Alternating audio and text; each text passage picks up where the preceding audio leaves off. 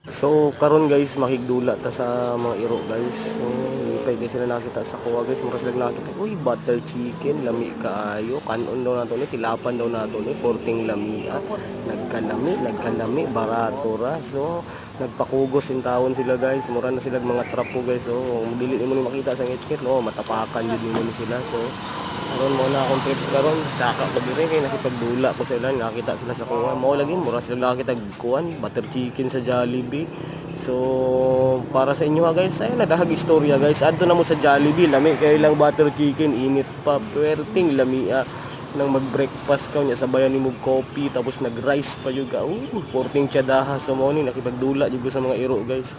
Pero yun nang lipaya guys. Mura pog nalipay, hapit na gud magpariha og nawong. So mao na jud.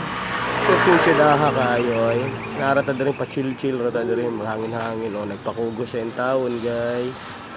Ora na ilang gusto na bibibihon sila mura lang pagpangga nimo sa imong uyab na imong bibibibigod tapos gibulagan ra di ay ka kay nakita og lain gana ra lang ginabuhi.